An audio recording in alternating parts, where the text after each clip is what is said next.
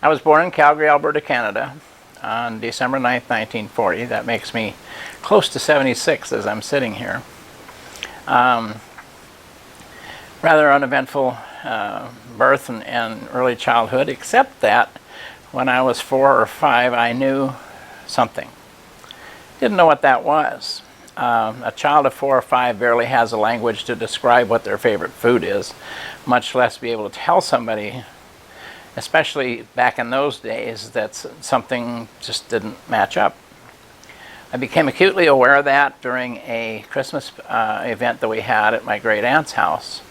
I was there with my girl cousins, and they were all dressed in pinafores and Mary Janes, and I was wearing a vest, a bow tie, and some clunky old brogans. They were opening dolls and tea sets, and I got cannons and tractors, and as much as a 4-year-old mind can process that, somehow that didn't seem right. But again, how was I supposed to explain that to anybody? Of course, my troubles kept on. And pretty much it was uneventful until I was about 12. Christine Jorgensen went to Denmark as George and came back as Christine, and all of a sudden some lights clicked on. I went, oh, somebody else must be dealing with the same stuff, and there must be a way to fix this. Again, still didn't have the language to communicate that to anybody, nor did I really feel comfortable doing that because of the environment I was in. But about that same time, 12 or 13, I realized that if I was going to survive in the world, I had to become much like the other kids that I knew. And so I became the most macho punk you ever wanted to see. I was a good actor. If there was Academy Awards, Emmy Awards, and Tonys for a kid on the street, I'm your girl. I needed those. Because everybody thought I was just as much a punk as the guys I hung with. You know, the leather jackets, the rolled up blue jeans, smoking on the corner, telling dirty jokes, doing all the things that the tough guys do. The upside is that as long as I hung with them, nobody messed with me. Because they were my peeps, they were my tribe, and nobody messed with them, so nobody messed with me. So I got through high school, and after high school joined the Air Force. I'd gone to a semester of college and ran out of money, and the only jobs that were available were cashiers and grocery stores because it was right after Korea, and they wanted people that were not 4A, in other words, fully draft eligible for many of the decent jobs. So the idea of a career move as a cashier in a grocery store wasn't on my list, so I thought, well, I'll go in the Air Force and take advantage of the GI Bill, and never left.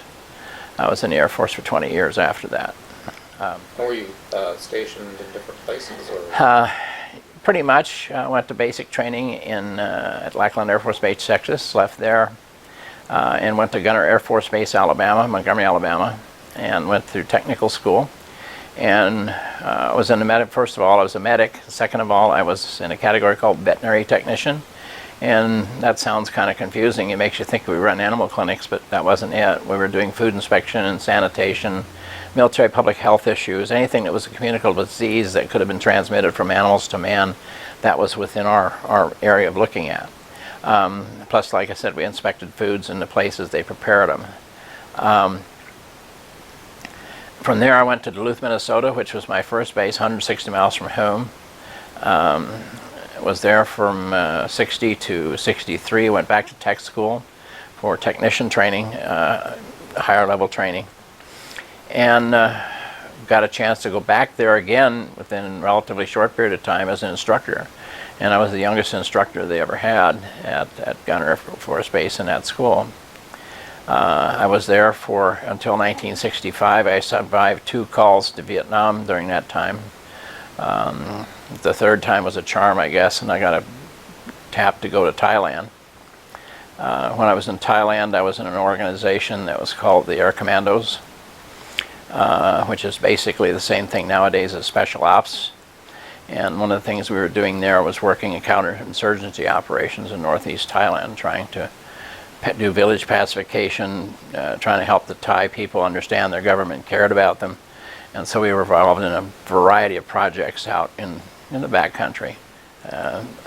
In all seriousness, no, some of the stuff we did was classified, and I don't know if the classifications on that have ever been lifted, so I can't go into detail. But what more of a macho thing to do to prove yourself than being in special operations? Woo!